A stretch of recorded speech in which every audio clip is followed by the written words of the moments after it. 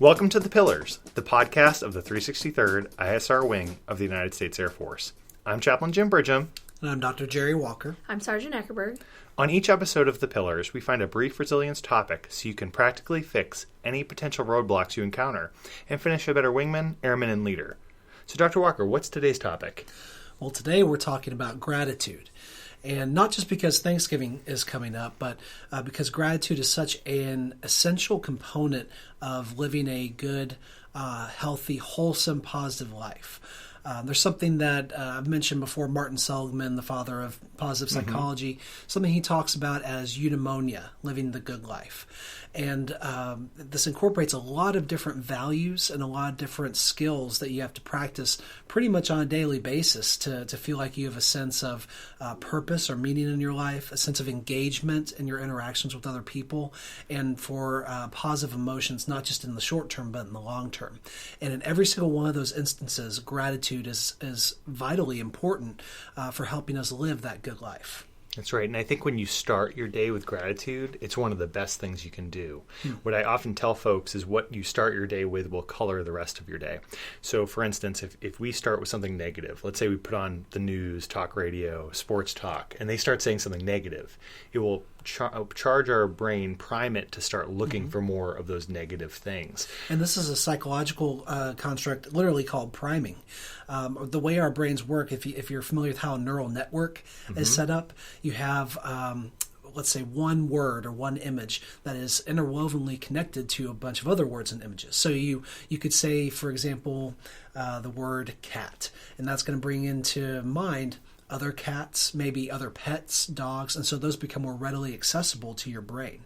The same thing happens here. When you're looking at something bad that's going on in the news, for example, it's priming your brain to make all these other negative aspects that much more accessible and make it easier for them to come to the forefront of your brain. Yep. But like you're saying, if you prime it with something that's positive or sets you up in a feel-good type of situation, then not only are those other positive things more accessible, but you're more likely to experience them. And it just refocuses how you perceive other things throughout the day. Yeah, and just like the cat analogy, a way to really prime this is, let's say right now, for the listeners out there, start thinking about blinking. Or I say, don't think about blinking. You're going to actually notice the next few blinks you make. And you might even pay attention for a little bit because your attention's been called there. So what I find in the mornings, if you can start with writing down something that you're grateful for and actually entering into it. So thinking, let's say, I'm grateful, if nothing else, for having oxygen. Yet you woke up, you have oxygen in your lungs, things are going good in that respect alone, and just enter into being thankful for it. Because not having oxygen seems pretty bad, right? And of course, there's so many other things to be grateful for. Having a job, having food, at the very basic level, waking up, having a pillow to sleep on. Sure. These are things that we take for granted in our lives, but when you enter into that, it primes your brain the rest of the day to be grateful, to look for good things that you're thankful for. And that translates to the workplace, to your family, to everything. Absolutely. You grow a greater sense of appreciation just by explicitly recognizing these things. So I could say, yes, I'm thankful, for example, for my family. But now having said that out loud, my actions have to align with that statement. Otherwise, I'm going to have cognitive dissonance.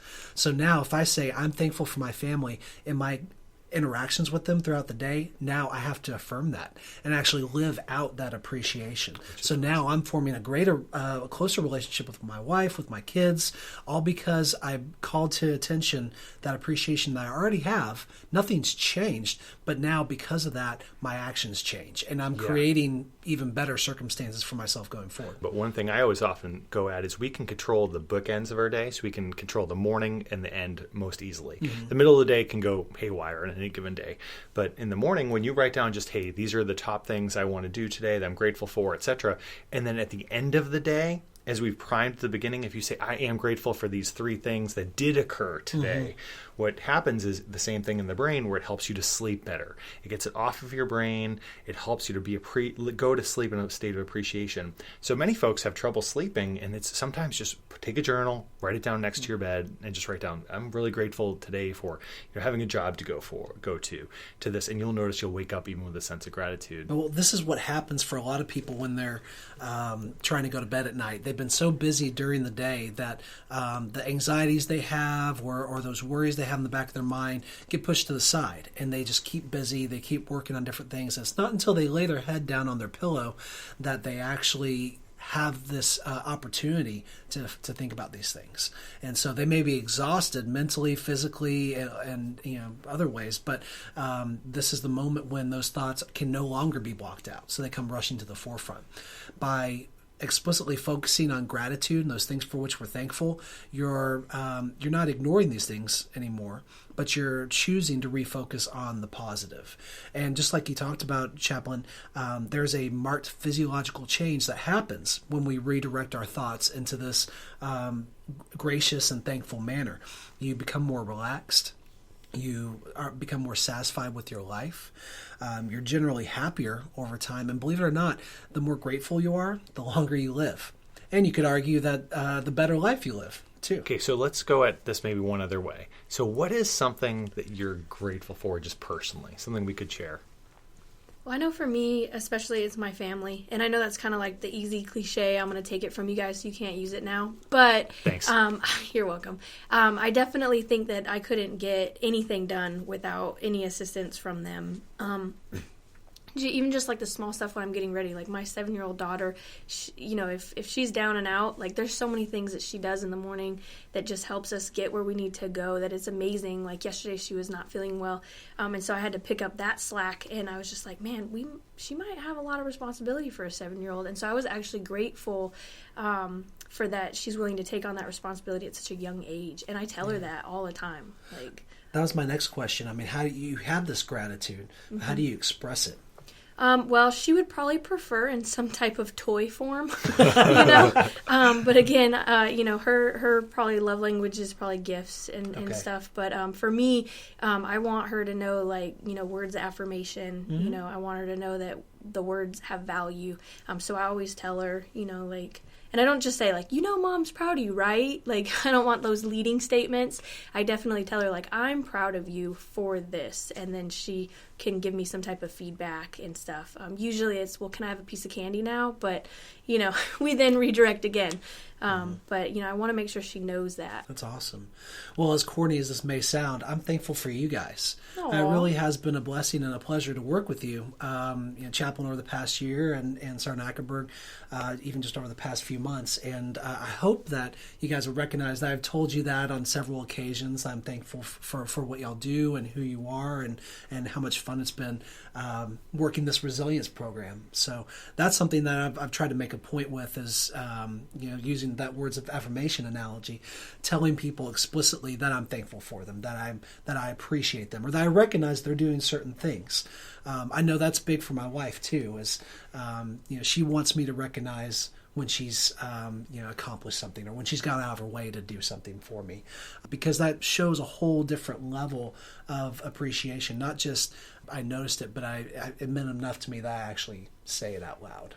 That's awesome. I think the first thing that comes to mind, of course, family's been taken and so forth, and is running. So having broken my ankle just a few months ago and coming back from it, I know I'm the sick person that actually enjoys running, probably one of 20 who's listening to this podcast.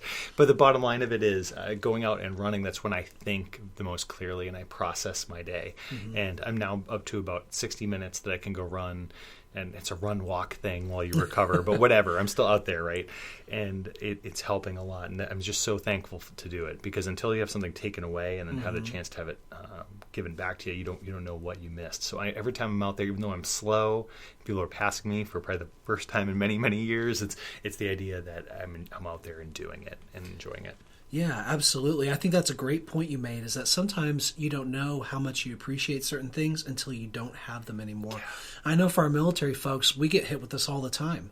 We go on extended TDYs, we deploy, and for me, I'm amazed at some of the things I missed. Like when I came back from deployment, one of the big things I missed was grass. I missed rain.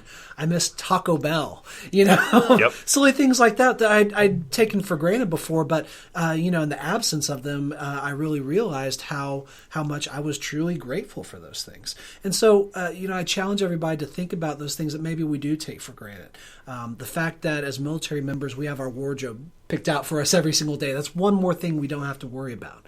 Or maybe just the conveniences that we have at home or in our personal lives.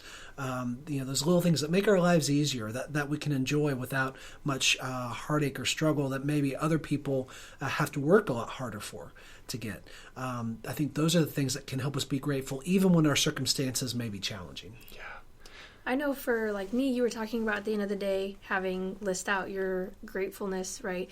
For me, I do a people, a place, a thing, and that way it keeps me focused on not just one certain area. You know, it makes me have to identify a person that was, helpful, or just something happened that I was grateful, a place, like my job, so I can pay my bills, or even the car. So when I need to escape my job, at least I have my car, and then like a thing. And so, I usually try to pick something like the fact that my car hasn't broken down, or, something, but just something to keep me kind of focused on in all areas. So we don't just get tunnel visioned on gratefulness and gratitude just for like people, but we need to kind of focus on all areas. And so I do the 3 for me at the end of every day. That's awesome. Like that. And one thing for your families at home, every dinner at my house, and anyone who comes to my house for Thanksgiving in this present audience will experience this, we do highs and lows. So we do the best part of your day, the worst part of your day, and then we say, what are you thankful for? So we're beginning and ending with gratitude, but an opportunity for them to say, I had a really hard day. And it's been interesting to see with kids who are 12, 10, and 7 to see how that pops out. And people, all of a sudden, sometimes in the bad part, they start crying about something that they hadn't told us before. But sometimes the things they're grateful for are just so impressive, like, oh, someone was really nice to me. Or they're thankful for another person and explain why, or an event, or this dinner. And what's neat is how it translates to the rest of the day. When we started this at first, it was difficult for the please and thank you and those kind of things that are normal with kids. And now a few times they've been, oh, thank you, Dad. I really love you. To the point where I jump back and say, who are you, child? What do you want? But it's now natural, and it's just been ingrained. And we do make our kids, we tell them it's their rent, that they do a gratitude journal. Every morning they have a gratitude journal, 3 things, just a composition 50-cent notebook from the BX, and they just write down 3 things they're grateful for. And it's something we make them do, and it's been very interesting to see the positive response from all of them. And I like that because it's a great way to teach them the importance of gratitude and really appreciating the people, the things, the niceties that they have in their lives, and to recognize that. Well, we want to thank you for listening to The Pillars, especially this holiday week. And this is, again, the podcast of the 363rd ISR Wing of the United States Air Force. I'm Chaplain Jim Bridgham. And I'm Dr. Jerry Walker. And I'm Sergeant Eckerberg. Until next time, if you need us, please reach out to us in the global address list. And finally, we want to thank you for what you do for our nation. We're certainly thankful for you. So have a great Air Force Day.